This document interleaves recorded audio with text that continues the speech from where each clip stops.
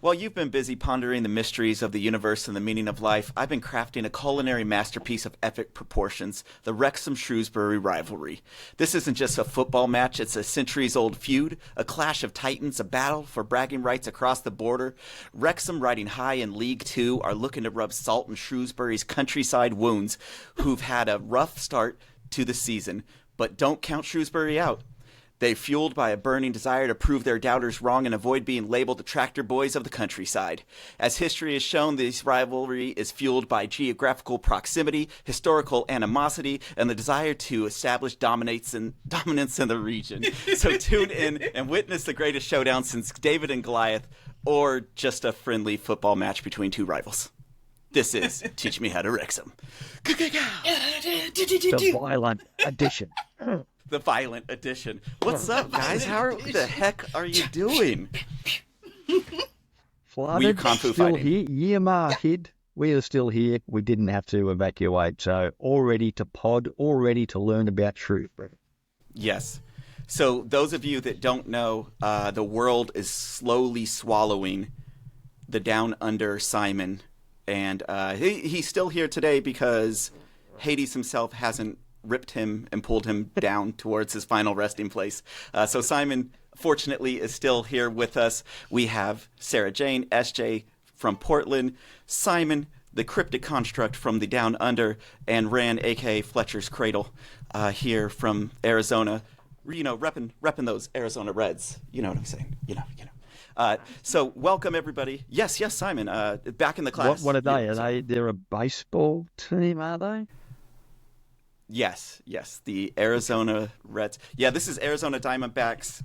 They played in the I had no idea. They played in the World Series last year. That's the championship. You know, the best of baseball. Yeah, the World Series that only one country plays in. Yeah, right. That World but Series. It is the best players in the world that play in that. Okay. Yeah.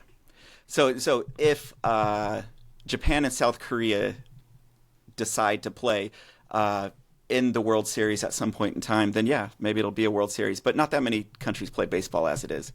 But the best player in the world played against the Diamondbacks today, which is Shohei Ohtani, who is like basically...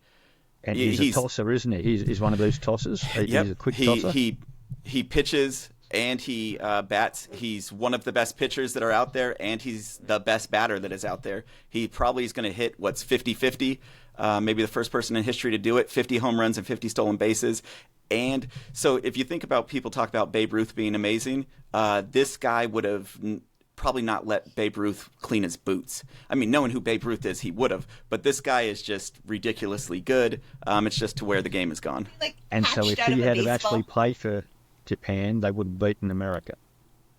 Because the best player in the world is now Japanese. Okay, just finding out about this World Championship and how good it is or isn't. So, but it's a team sport. It's not an individual. So, you know, one person, you can have one good person on a team, but it won't push it over. We've seen that within football with 11 people on the field, on the pitch. But we are focusing back to our Reds. And the thing that brings us here every week, for you that are tuning in for the first time, I'm sorry and I apologize, but welcome in. Welcome for joining us. We are some newbies, some novice to the Wrexham area. Year after year, I'm just going to keep on saying that because I don't have to apologize as much. Whenever I do say that I'm new, then the apologies ensue afterwards.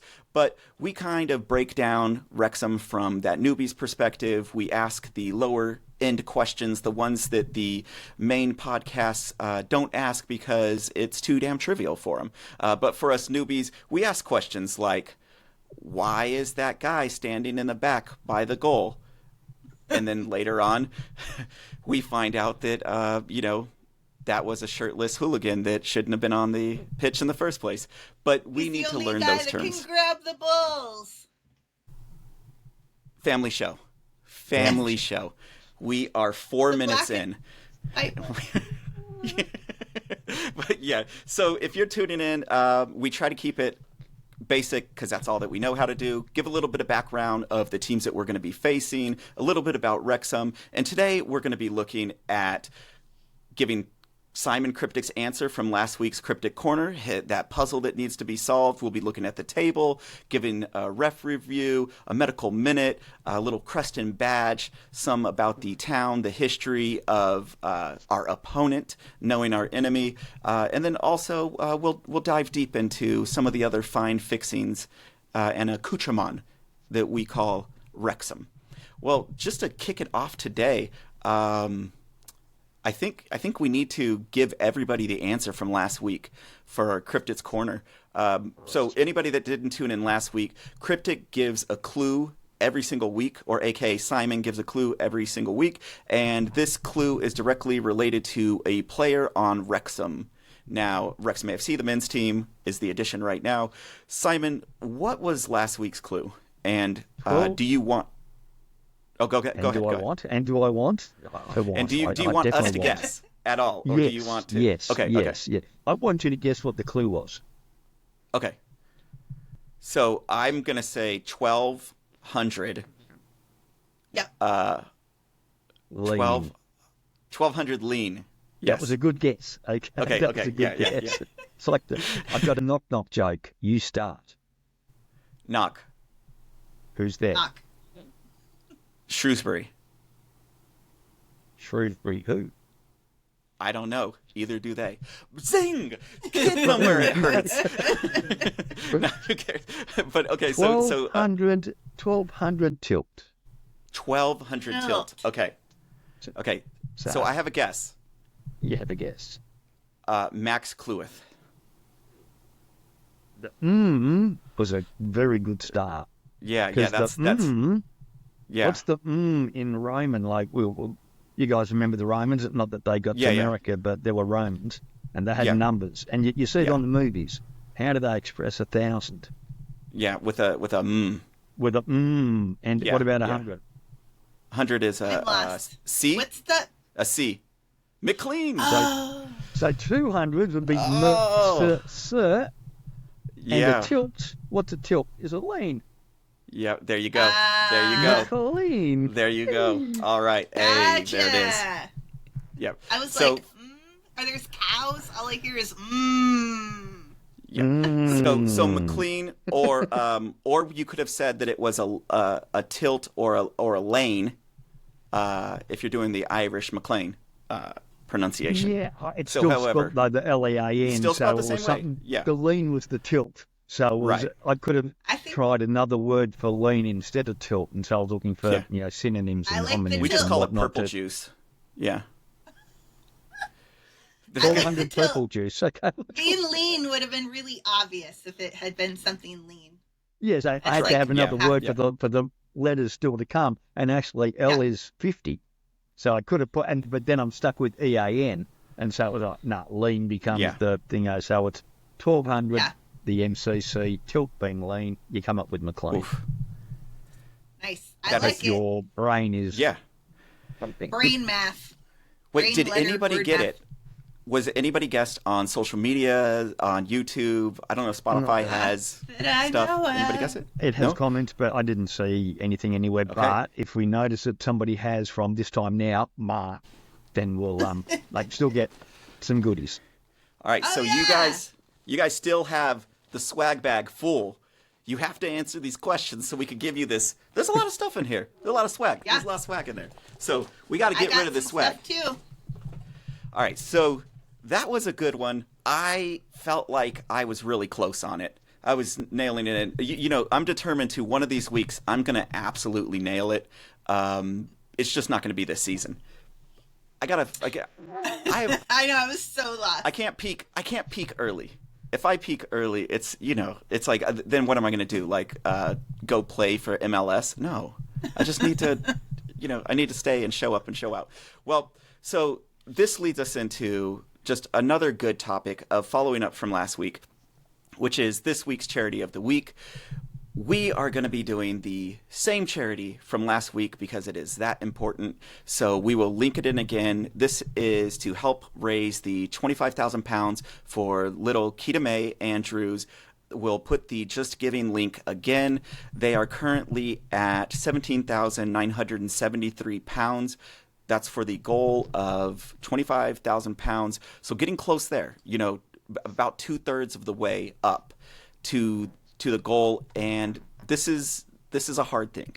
It is a 14-month-old little girl who has brain cancer. And this is a rare type of brain cancer and absolutely hard on the family, everybody that's involved. And if we can keep doing what we've been doing and do a little bit more, give what you can. The minimum donation on Just Giving is £2, so you can put £2 in with a nice message to send along. If you can't and you don't have the means financially, definitely share that link that we share. It goes directly to the crowdfunding. We're not collecting any money at all. This is the Just Giving. It goes directly to the person. There's no middleman. There's not somebody that's scooping up money and then sending the proceeds onto somebody else. This goes to the people. And in a terrible situation, this is the least we could do. Oh, yeah, and an amazingly cute little girl, little Keita May. Yeah. So, Keita May, we are cheering for you. We are supporting you. We are sending you all of the love that we possibly can. And, I'm sure you are fighting like those fighting Reds, those mighty Reds, little Keita May. You get a little fist up? Yeah, little fist, little. Give 'em hell. Yeah. Can I say fuck cancer? Can I say that? Yeah, I think that's the official term for it. All right. Okay. So yeah. Give us a good fist up to fuck cancer, and yeah. So as we move on to Wrexham and to the fine underbelly of where we sit currently in the thing that we call League One, I do have to tap the table god himself, the masters of ceremony, the dungeon of desire. Simon, where are we at on the table, and what the heck is going on with that thing? We are in heaven on the table, aren't we? I mean, I'm in heaven. But early in the season, you would much rather be where we are than where we aren't. And everyone just don't look at the table until, mid-season, but hang on, we're here, It's like, what else are we meant to look at? And so we're going to look at it, and we can see our old nemesis, Stockport, from League Two and from National League, are still just there ahead of us, only on goal difference. And the powers that be, the £35 billion Birmingham, are behind us on goal difference. Yeah. B for the billions, 35 billions. And if they don't win the league by Christmas with that investment, I would be ashamed. And the other thing we see is that our enemy from this week, our centuries, decades, millennia-old enemy Shrewsbury, are 20th after only beating the bottom team, Leyton Orient, on the weekend. So, there is some joy to behold and some joy coming up. But Leyton now the only team without a win on 0, so I would be worried if I was a Leyton Orient fan. And okay, it may be early in the season, but I would much rather be second than where for example, Mansfield Town, who came up with us, and they're 14th.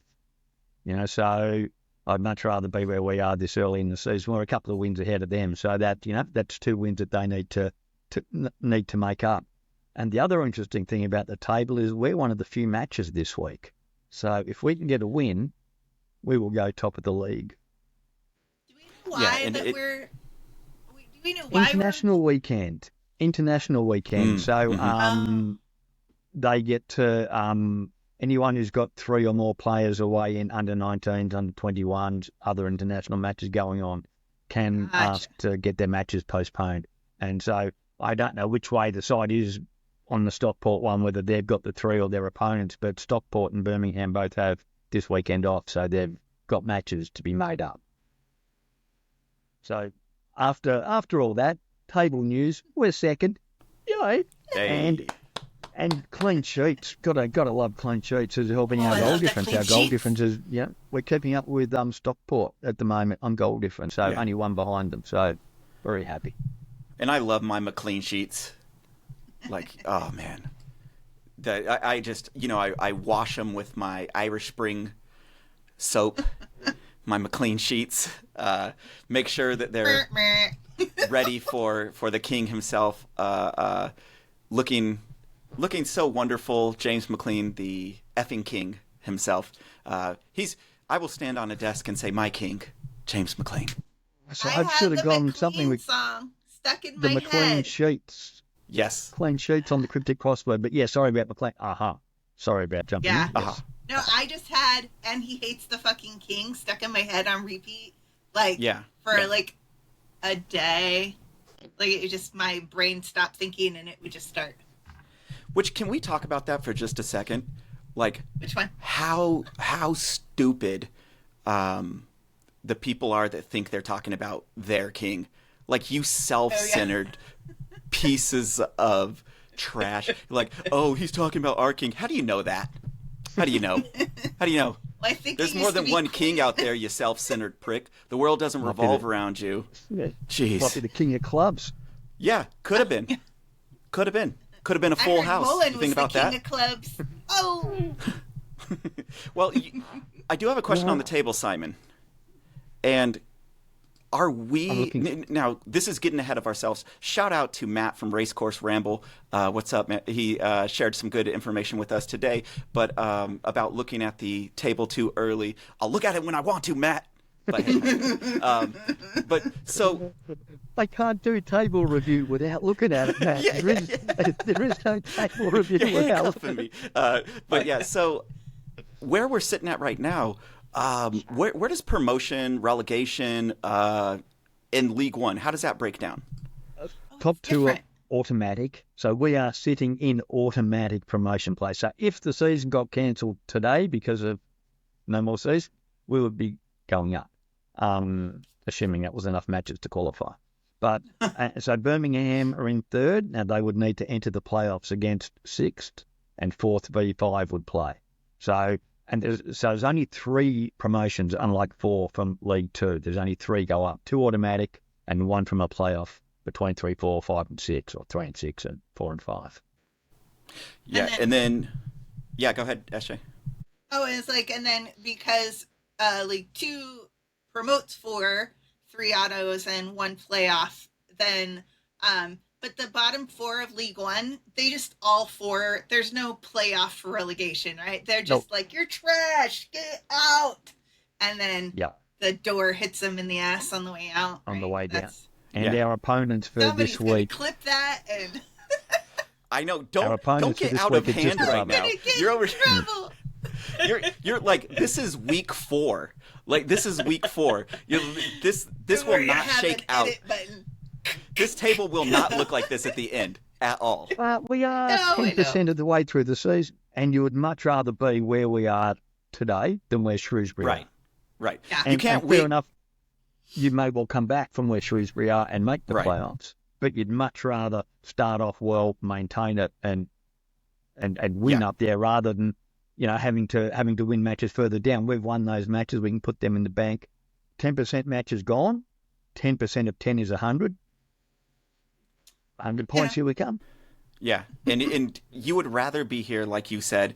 You can't win the league in the first 4 weeks in the first month, but you can start to lose it. And so, like Leyton Orient, we will cover them eventually, but it doesn't look good sitting with 0 points. But Cambridge, they have 1 point. It's not. I mean, there's Blackpool. Shout out to Blackpool. Nobody from Blackpool is going to be watching this. They have no interest to watch this at all. But shout out to Blackpool. 2 points. Four matches, 2 points. How do you do that? You do that by fighting. Like you could be at the bottom, but to tie, to go even, to draw twice, and I mean, like, that's Scrappy. Yeah, that's that's Wickham. They drew against. As we know, some draws are wins and some draws are losses. And when you're at the bottom of the table, a good draw can be 1 point can be worth 3 when you're at the bottom of the table. You do, and that's not a portion or not a thing that we're going to do the whole season. But right now, if I had to pick a dark horse, I would say the team battling out as of right now, Blackpool. They got that fight. They're pulling the draws. However, one of the draws was against Cambridge, so but still, like, you've got to fight. You still want to fight. You've got to get over that 4th from the bottom position into the 20th position where Shrewsbury is right now, and obviously anybody that's on that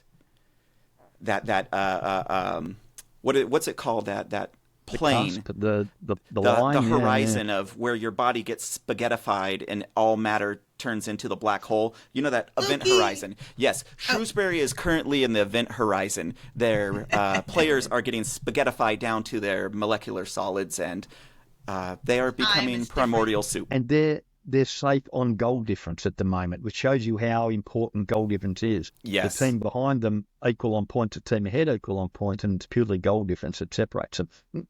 Again, we are only 10% of the way through the season, but just point the goal difference is so vital. Even winning 1-0, but then driving home that advantage and not losing 1-5. So you've got that negative. You're fighting that because last season with Wrexham last season we got those 5-0, oof, and then it's hard to play catch up with goal difference, let alone points and stuff. So I mean, it was like neck and neck, Mansfield and Stockport, but Stockport really pulled away, and I feel like I mean, the boys couldn't have tried any harder. They did a really good job. But I would say that with like Notts County and then having the points tight and the goal difference tight, I think it just provides hopefully positive, like the extra pressure, but like that positive pressure where you're just like, got to inch it out. Like literally just need like one little bit, especially like National League's hard to get out of when one automatic promotion. So when I realized that League One has 2 automatic promotion, I was like, well, double, but also it's so hard to get out of the National League.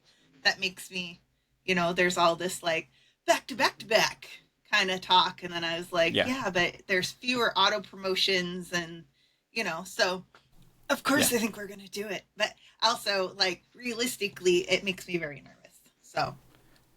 And I guess we could do just hot takes for the remainder of the time and then just say stuff that's controversial and be like, well, I think Ollie Palmer's going to score from goal next time. Thanks.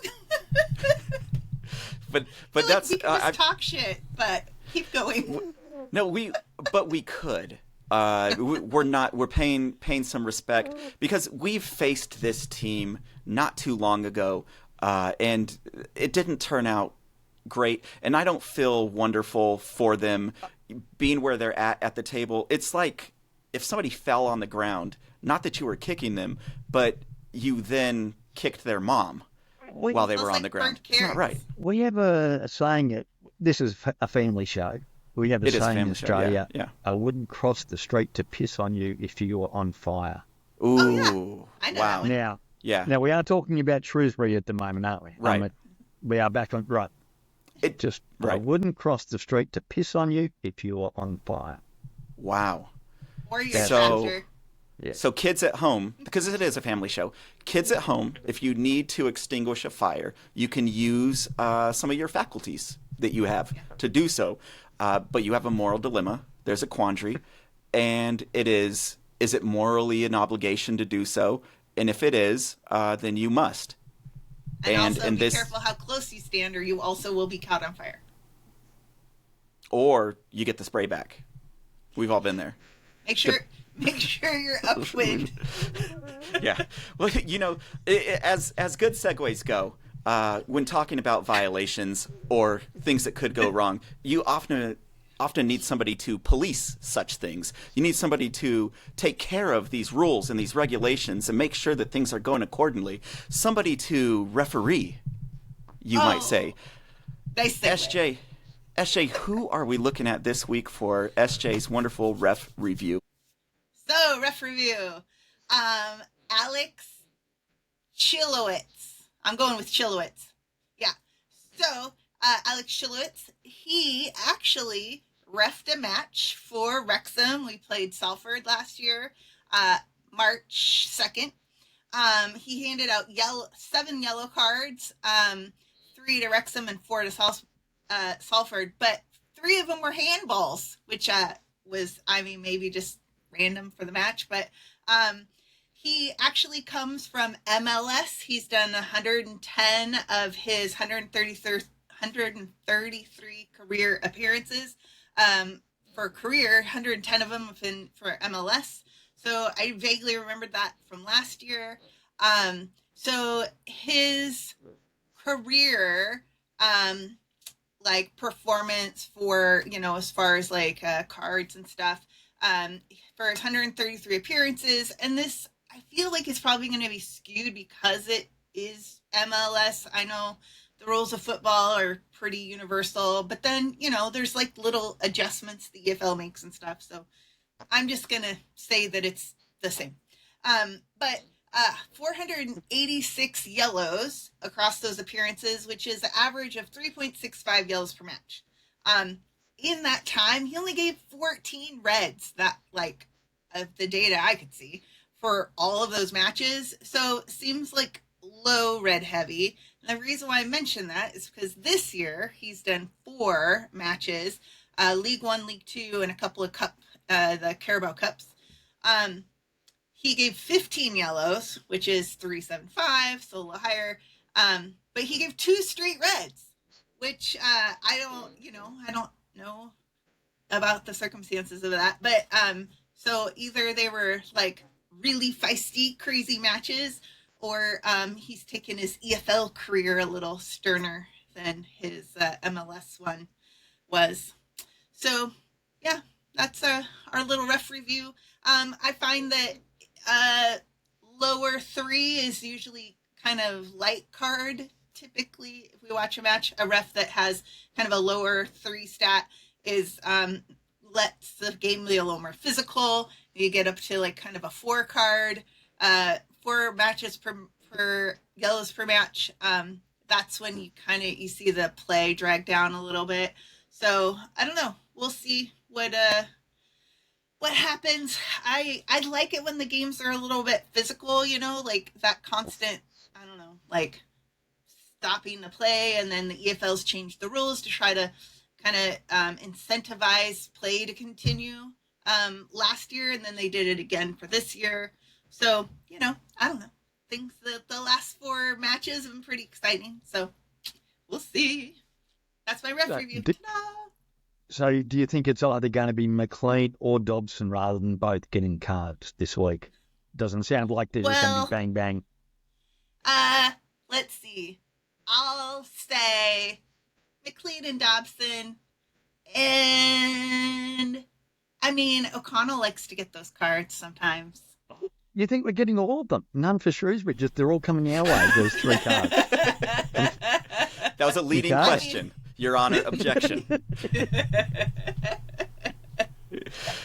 So that 3 is 3 per game, not 3 per team. It's 3 per game, so I just shot his and we're getting all. Yeah. So his career average is 365, but this year it's been 375, which is closer to 4. So obviously, so we should have knows math. So you think then 2? We're definitely up for 2. 2 of the 4 grumpier. Can maybe 3. He's more like get off my lawn, and as he's getting older. Yeah. Barney could be the 4th. One of them was for time wasting. Barney? Well, you could be the 4th. SJ wants, she wants to hold them all, so I'd go with Barney being the 4th.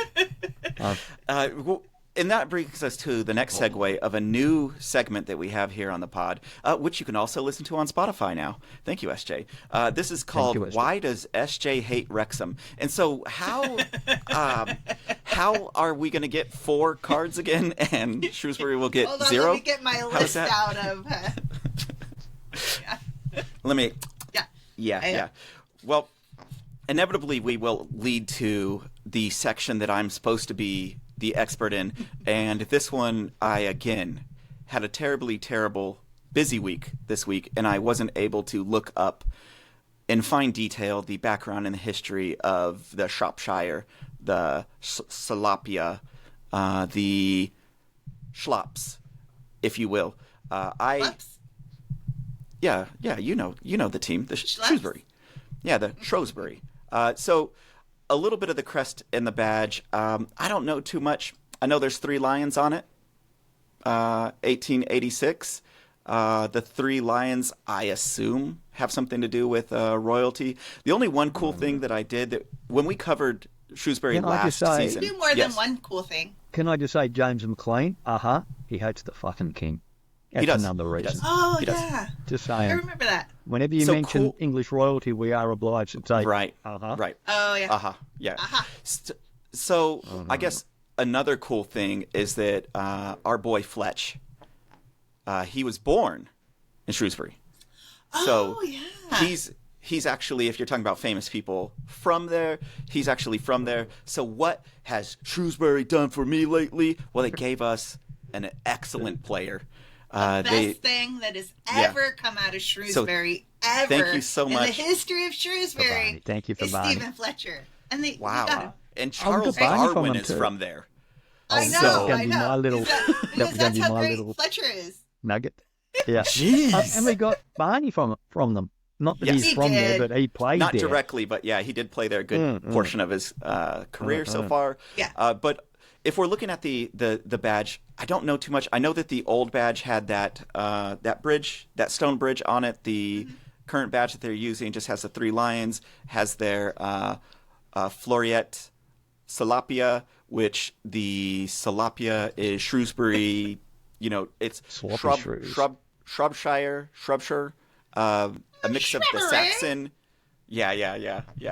The Python. There's a mix of the Saxon word and then I guess at some point in time it used to be Shrewsbury, and then it changed to Shrews.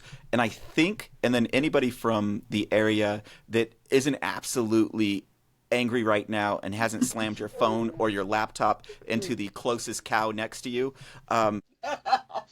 please let us know. Like, is Shrewsbury still used? Is the Shrows and Shrews still used, or is it just Shrews now? Yeah, it's good to know a little bit about the team in the area that's so close to the place that's near and dear to our heart.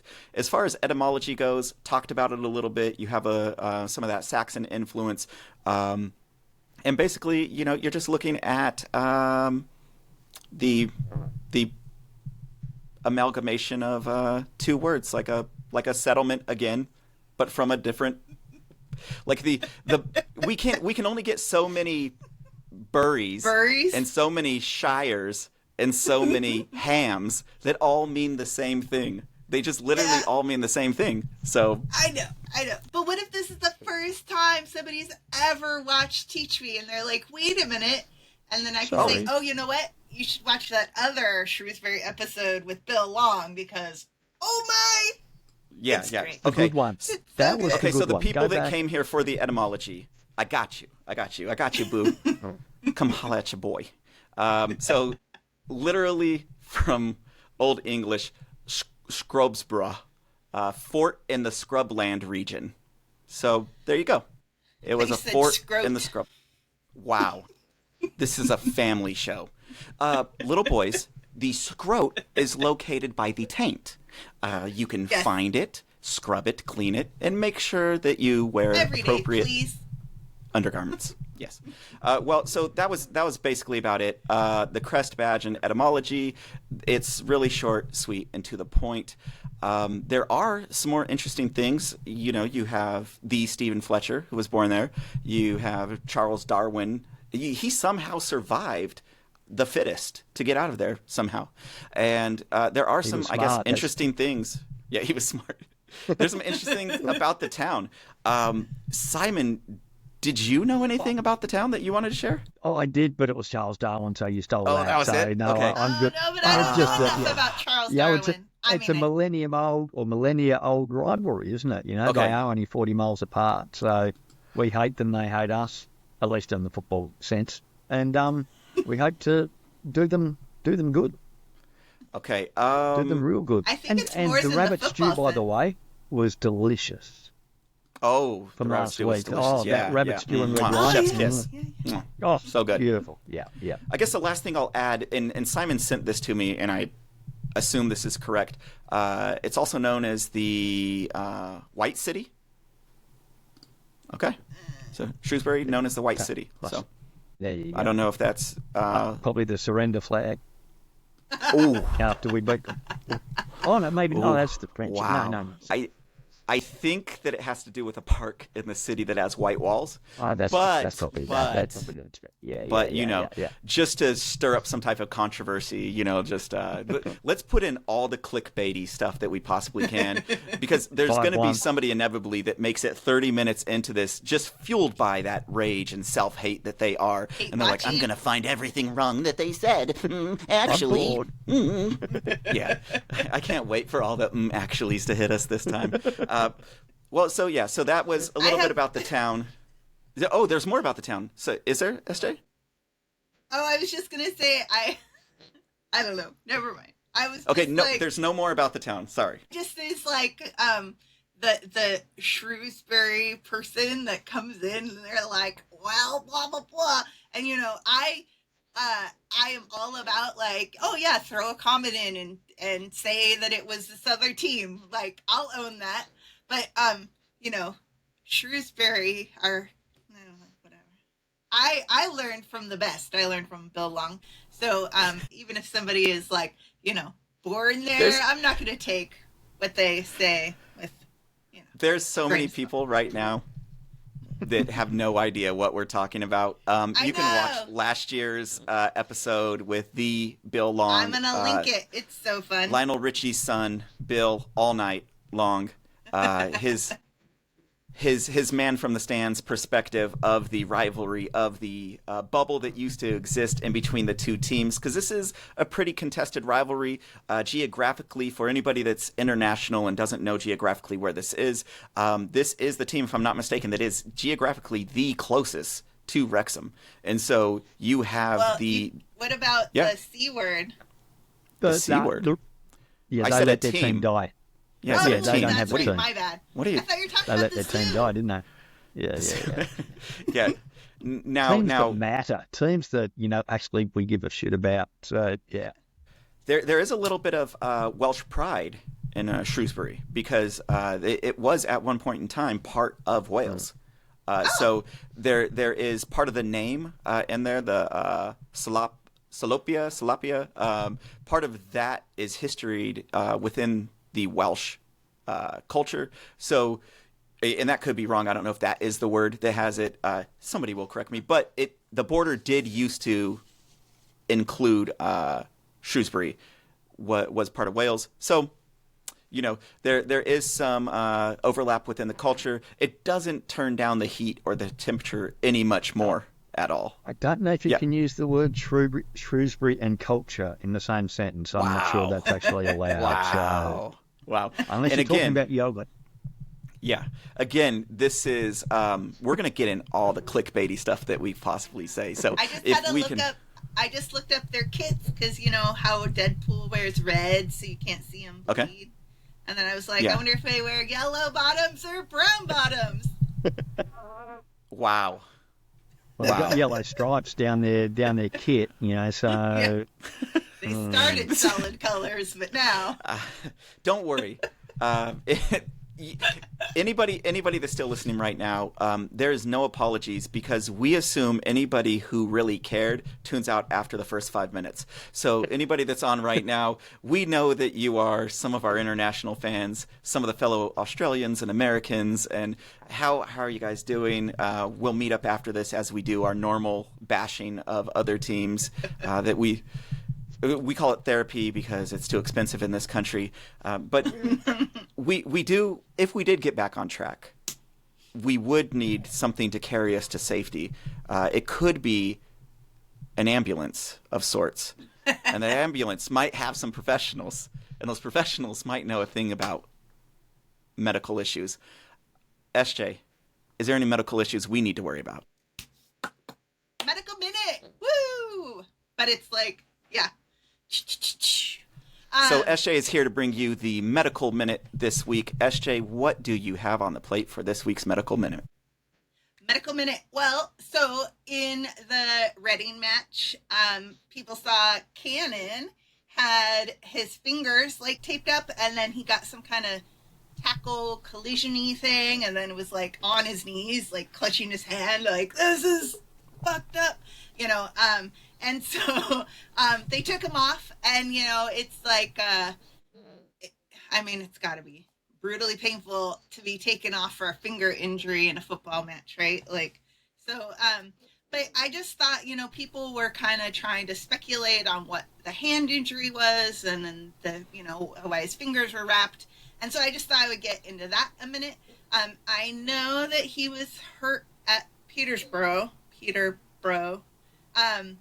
or his hamstring, but that's kind of more than a minute conversation, and we don't really kind of know what it is yet, so I'm going to leave that for maybe further down the road. So anyways, okay. When somebody hurts their fingers and they're wrapped like that, that is called buddy tape. So when you hurt one of your fingers, you use your buddy, or the other finger, to tape them together to help splint it like a natural splint. Mm-hmm. And so this they can do it for fingers or toes. And generally it's for an injury that if you want to stabilize the joint, you can do 2, so that when you're bending, see, now I can't do it, but when you're bending, I should have taped my fingers. So when you bend, then it keeps your fingers nice and straight. And then if it's some kind of tear, you can also do it with small breaks. Like if somebody has a broken toe, you can't cast a toe. You can maybe put a splint on it. If you have a splint and buddy tape, that's also considered buddy tape. But really it's for like, anything from broken or dislocated bone to any kind of minor like strain or sprain. And if for some reason somebody decides they want to buddy tape themselves or whatever of somebody else and has an injury, and they're like, I'm going to use this buddy tape thing I saw on this sketchy half-ass podcast.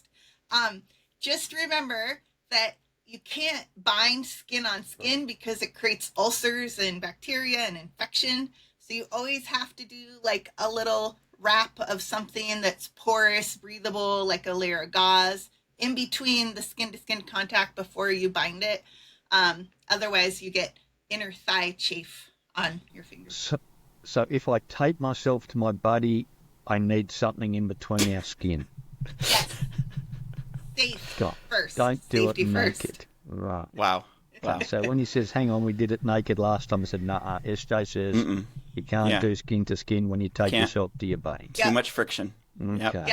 Yeah. Sometimes, yeah. Anyways. You could start a forest fire like that. I'm like, a lot of wood. I'm like, keep that joking. Keep. If the wood's all wet here, it wouldn't burn. So. Hey-o. So, buddy tape, medical minute. That's all I got. Yeah. So buddy tape. I never knew that was the term for that. It's good to know. I just used to wrap my fingers like Michael Jackson before the allegations, and then I stopped doing it because I didn't want anybody to think that I was his buddy tape. So I left that alone. I was like the glove, and then doesn't fit. You must. Yes. That was you, Jay. Simon, what's going on with Cryptik's Corner this week? Just before we get to Cryptik's Corner, Mascot Wars, Wars, and okay. we have another. Oh my God! You know how there's been the boring talk this week online about Wrexham fans and getting bored, and will they be bored? Oh yeah, and I'm so bored. Talk about boring. I'll show you something that's boring. It's another lion. Do you believe it? Another one. My God, talk about boring. This one's got a beer gut going on. Look at your beer gut there, mate. And I haven't looked up the derivation of the name, but it is Lenny the Lion. Lenny the Lion. So hopefully there's not some, 99-year-old fan called Lenny who's the stupid lion's named after. Sorry, Lenny, if there is, but Lenny the Lion. Another one. And so we know that Rex the Dragon is just the king of mascots. I mean, Lenny's their number one farmer. Lion. Oh. Yeah. I'm sick of lions. I thought their mascot was a tractor. Or is it bale hay? You thought their mascot was attractive? Did you see that belly? Tractor!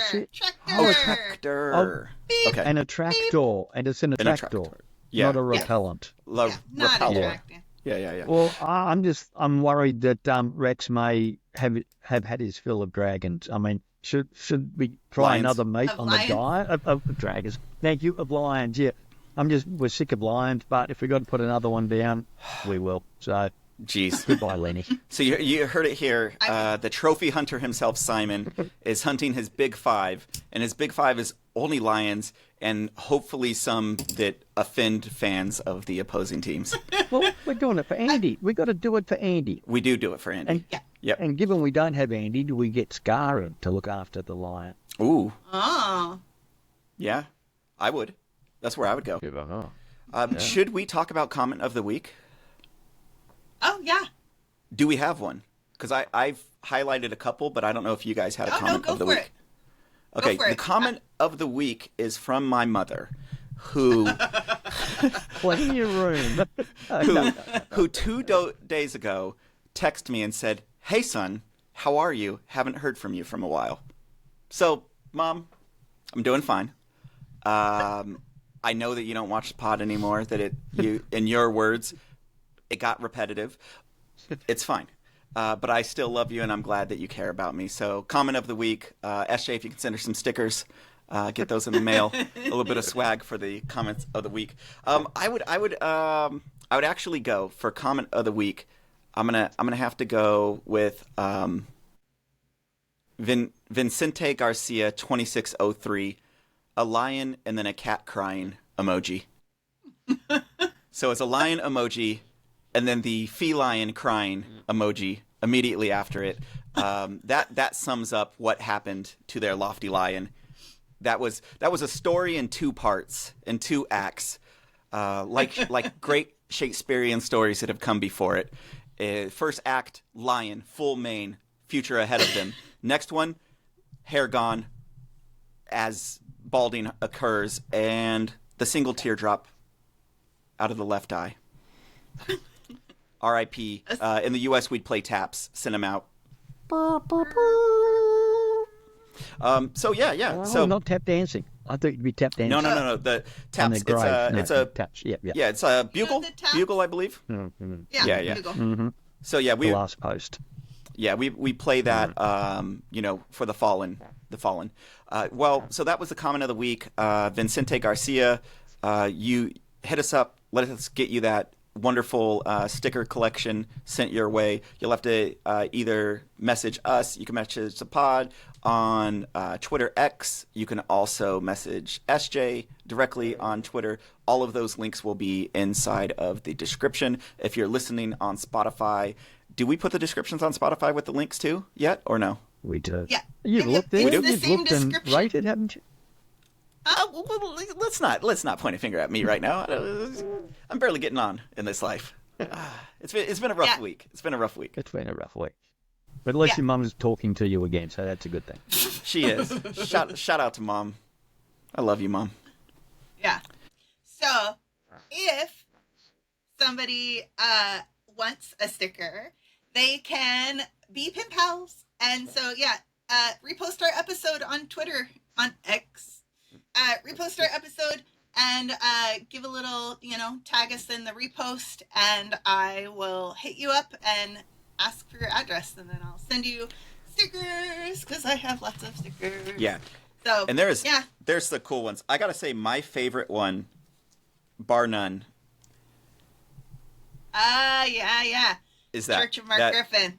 That has got to be. And who made this? Remember who made this? Who was the designer, the originator? Yeah. Give me a second.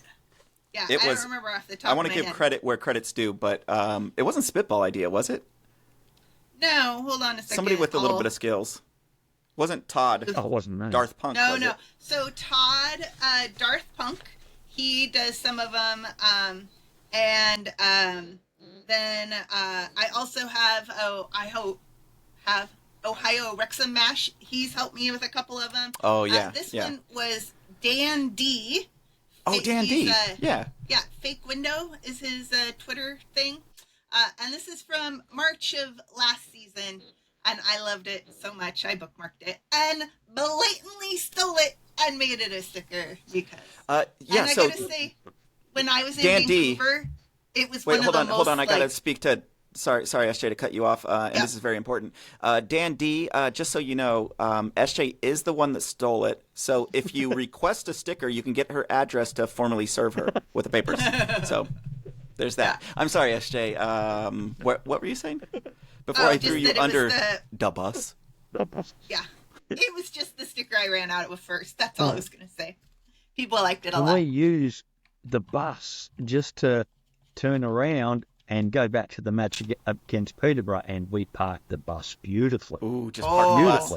Just 70% of the ball they had, but it was pointless. It was wasted ball, wasted opportunity. They barely had a shot.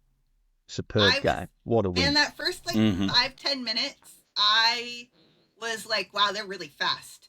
Just, like the whistle blew, first impression. I was like, man, they're fast. They're like sprinting around. I think that because last year there was a lot of conversation about pace and the players that we were looking to sign because of trying to increase pace across the field. That my initial I was like, oh no. And then, I was thinking the Doe, I thought maybe he would be a problem. I don't even know if he played because I never heard his name. He was out there. I didn't look at their team sheet. And, they, Barney made that, from our side box of, by our goal all the way and then sprinted down the pitch like he was on fire and, did that cross to Mullen, who, I think it was his first touch since he was subbed in. First touch, he tried to do a one boop. And he was like, I'm going to say, this close to the bar. He was, so and close. And in form, a Mullen who had played for a couple of matches, that would have gone in. Yeah, a Mullen who played, that would have been in. That was a beautiful cross. Yeah. We need to increase the neodymium magnets that we put inside of the ball and that we turn on when Mullen's shooting so that we can angle it into the goal. We need to increase the power of those because this season, whatever interference they're running, it's just not, we can't abuse the game like we normally have. I tell you who it is working for, Lee and the crosses. I was totally anti. I love Lee. He's on my phone everywhere, but not everywhere on my phone. I don't stalk him. But I hated him taking a cross. But he's put in some nice corners in the last few matches. Placed the ball really well. In dangerous spots, whereas we had just been wasting the corners for a while. So nice to see a goal from a corner, even though that was Tommy. But Lee put the one in from the other side that led to that. And so good to see his corners are actually useful. Does it feel eerily similar to last season when Mullen came back and he was just chomping at the bit in that 20 minutes where it's just shot on shot where you're like, that's off the bar. Yeah. What in the world? This guy's ready to go. And he's come back fitter because it's not a lung injury that he's had. So he's not going to be quite so far behind as he was last year. So I'm expecting him. He looks good. I'm expecting a big year. I wouldn't be surprised to see him start. But tough. You can't take Marriott. You can't not start Marriott. How good has he been? But, how long is Mullen going to sit on the bench for? And what a good dynamic duo. You got those two gruesome twosomes. You have Palmer and Marriott. And then what comes in? Fletcher and Mullen. Devil's choice. Who do you want to face?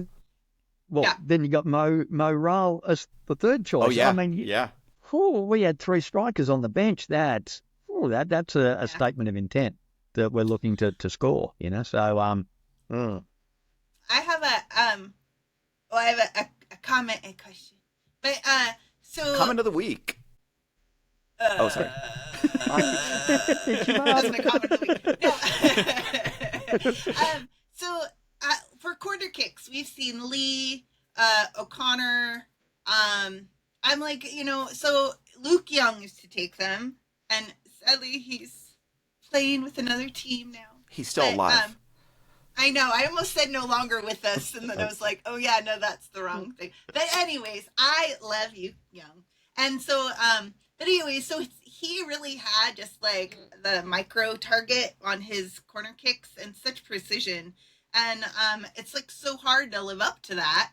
I would think, it's kind of like Tozer's long throws. He had such powerful, long throws that somebody doing, a long throw now is, it would surprise me if we signed somebody and they're like, oh, I can do that too. Right. So, but I'm wondering, so we've got McLean, O'Connor, and Lee who all do corner kicks. I'm wondering how our new guy is with corner kicks, or if any of our new guys. Have we seen McLean take one recently? Because it's been O'Connor and Lee. McLean did them last year. I'm not sure he's taken one. Did McLean do any in preseason? I don't know about. That's what I'm just thinking. He may have been pre, but in the season, it's been more Lee and I guess it depends on who's on the time, but been more Lee and O'Connor this year, whereas McLean was last year. But they just seem to be holding him back. I guess Lee's a bit shorter. No point having the short blokes in there. Look at match. You put your height in for the corner. Is the corner kick more of a like something a midfielder would do? Because I don't know if I remember. I mean, I've only been watching football for 2.5 years now, but I've never really seen a striker take a corner. You want your striker there to receive the ball. Same with your centre forward, your big blokes there to receive the ball. Unless it's Messi. Messi takes a lot of corners. But that's Messi. But that's Messi. And he'll score from a corner. He's done it repeatedly. I know, the like... Yeah. But then that's what Lee's getting that curve, and hence the magnets Rand was on about. That Lee's had some nice curves. So whether he's learned and practiced over the just a good curve, those thighs, and worked out how to get the ball to two tree trunks. Ivan won't be able to keep his hands off him. But I think it's a slightly different strategy at the moment this year from Parky as to who's taking the corners and how they're going. Well, I don't know much, so Simon, help me out here. But as you move up throughout these, but I know I love you, Mom. As you move up in the league, the corners become harder contested because you have so much more strategy that's being implemented. Whereas the lower leagues and National League, it was a little bit more of a free for all where you just put the ball around the area and then hope that something happens. And sometimes there was precision where it did. Where now you have plays where they're specifically kicking it over the dangerous zone and then going to a player to then tap quickly to another player for an open shot. So, Fletcher. And that's what the back post, Mullen going back to that back post, or the Clueth goal. He did the Fletcher thing where he hides behind Palmer. Yeah. And the two defenders, they got the two defenders. One striker hides behind the other, the big boys, and then they split, and they don't know which one to defend and who the ball's going to. Whereas we know the Palmer's the decoy and Max is going for the shot because of what he's going to be doing or whatever it might be. O'Connor was going to kick the ball, so they've obviously worked that out, and they've got their plans, because they were a short defence. You wouldn't do that necessarily against the Aussie we faced, Harry Suter. Who did he play for? Was it Bolton? Or was it Sheffield? That tall, the 6'9" centre back that we played against. I can't remember who we played for, but he's an Aussie bloke. And he's a giant. So you wouldn't put the ball on his head. That's when you play the short corners or keep the ball down, because you're just going to lose those contests. But when you're not going to lose it, and it's a 50-50 or even more your way, that's when you put the ball up. But I think it's Pep. I think he has started using tactics from the NBA, from basketball. And some of those tactics are like what Simon was referring to, the pick and roll, where you have a smaller player who is blocking, who is unseen, and then you create one defender has to choose between two different offensive players, and whenever you make that choice, it leaves one person open. And so there's been a lot more of that, and I think it's Pep who's been experimenting, who watches the NBA and basketball, who's been implementing some of these basketball tactics like we talked about earlier in either this season or last season about the triangle offense. The triangle offense from basketball that Phil Jackson used, and how that triangle offense has been started being used in La Liga and the small ball, and that it's something that's, I think there's a couple of younger coaches in the EFL.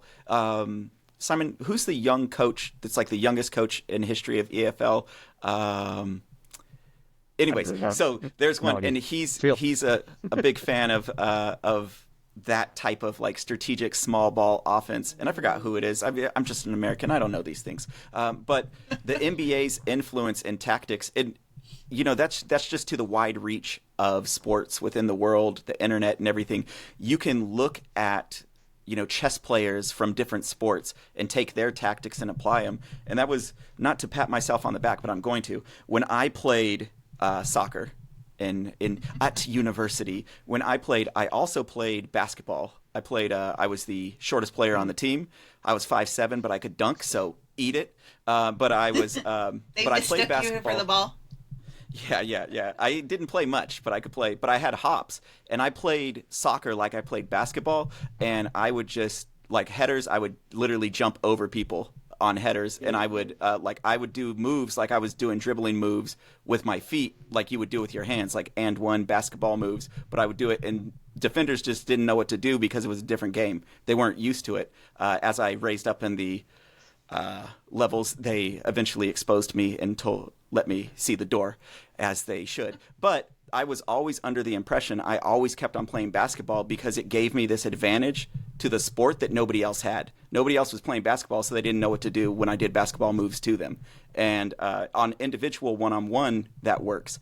But then you also have to put together the passing and everything else. So specifically on set plays, you have this experiment that you can do in a set play, that you can run a specific formation and you can use things from other sports that you aren't going to use in regular open play. And so you see some of these tactics coming in from different sports, and anybody that hang on, if it was Pep, then I'll pat myself on the back and I'm like, yeah, Pep. Cryptik's Corner? Oh, yeah. Yeah, we do. Cryptik out. Simon, Cryptik's Corner Clue of the Week. What do we have this week? This one will definitely need your skill to put up in post, SJ. Yeah, I was going to share the screen, but I'll get you to do the post thing and put the words up. So, Cheesecloth, off south, lost in star. Oh. So, Cheesecloth, off south, lost in star. Cheesecloth. See how you go with that. Cheesecloth, off south, lost in star. Okay.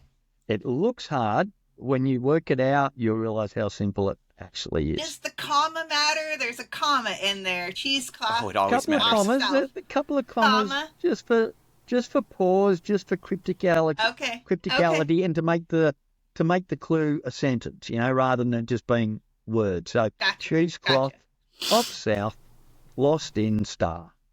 Okay. I think I got this one. I think I got it. I think next week we're gonna have the first. The show. Yeah, I think we're gonna have the first solve. I think I got it. Okay. I'm like, I have no idea. I'm better with the picture one. Get on with the challenge. Get on with the challenge so we can get on to giving the prize to Rad. Yes. The goodies. I'll take it out of the bag and give it right back to myself. Emoji challenge. What are we doing for emoji challenge this week? Are we parking the bus? Are we cheeseclothing it? Are we lost in a star? What are we doing? Is there an emoji with 2 fingers? Wow, that is inappropriate. That's more inappropriate. There's not a way to do this. Definitely a 2-finger. I'm sure there's a 2-finger emoji. There's 2 fingers, but they look like the peace sign. The V.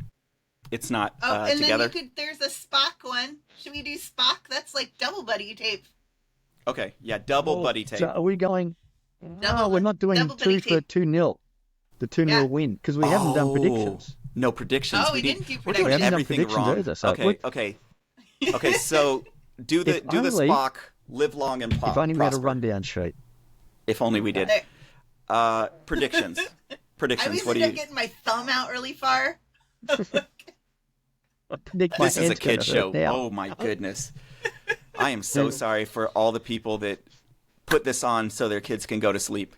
I apologize, but also there's a monster under your bed and it's going to eat you. Also, he's not your real dad. Ren, how dare you? You're adopted. Okay, so emoji challenge. Throw up the live long and prosper, the Spock, that thing, Throw up that thing. And then also for the predictions, I'm going... this sounds terrible, and I hate to be this guy, but I'm going 5-1. Do you think they'll score? I do. You think they'll score? Yeah, own goal. We're giving up a clean sheet at home. Own goal. One own goal. Own goal. Yeah. Oh, I'm out. Sorry. I mean, but if they get an own goal, it counts towards us, right? So then, are you saying we're going to get an own goal to give to them? Yeah. Well, because charity of next week. Other slops. We're giving them our slops. Giving the slops to slops. No, I will go 5-1 as my serious prediction. I think Mullen's coming back with that hat trick. I think he's coming. He's doing work. You're gonna curse us like those Peterborough kids in their podcast, and then they got stomped. Look, what I say and what I do should have no bearing on the team, their preparation, their training, their planning, their organization. None of it should. You gotta do this for the whole entire time of the match. It's important, and then touch your elbow on corner kicks. You realize if I mattered that much in life, how big and annoying I would be? It's like I would be talking so much shit in the TV. Yeah. You gotta dial it in. What I say doesn't matter. There's no way it could, because if it did, the world would be a horrible place. Do not let that happen. SJ, what is your prediction? Well, okay, Simon, what is your prediction? 3-0. 3-0. We're not giving up. Clean sheet to keep going. Arthur's been doing a great job. The defense has been doing a great job. Camera. Sorry. I'm sorry. So, everyone. with Arthur doing so well, the defense settled and doing so well. 3-0. 3-0. All right. Clean sheets. McLean sheets. Okay. I was gonna say 3-0 is my default. Ooh. Okay. But I'm getting nervous with the string of clean sheets because we've got 3 now. And with having not lost yet. So I am going to say 2-0 this week. I think it okay. I don't know. I'm worried, but not that worried. And with Mullen, we won't mention backs. Don't mention backs and Mullen. No, Mullen is good. Mullen is... I know. And it's not like last year. Like, I was thinking, he got subbed in and he was like running around when he just came back on. But last year with like a lung injury, he was like, this is preseason. I'm ready to go. So, at least this summer, like, he knew this was going to happen. They had it booked out. They did it far enough ahead of time that, he was already starting recovery pre the tour. So, the friendlies tour. So, I think that he's going to get on the score sheet and come back sooner than he did last season. SJ, you should go back about 20 minutes into this episode and just cut it off. This sucker up. Yeah, just cut that off to where we finished on the emojis, and then we'll kick it into right now. So that's the emoji challenge. Emoji challenge. Those were your predictions. 5-1 for me, 2-0 SJ, 3-0 Simon. We are going for some Arthur comfortable in the keeper position, some McLean sheets, and yes, that is a Christmas movie. Thank you for tuning in today. This has been Rand, a.k.a. Fletcher's Cradle, Simon, a.k.a. Cryptik's Construct, and SarahJane, SJ Lightning. Did I get it right? Yeah. All right, SJ, what the heck do they got to do? Ooh, like and subscribe and watch this video. Yay! And up the town! Up the town! Up the town! And up every goddamn town! Up the flood-free, we didn't have to get evacuated town. End on a positive note.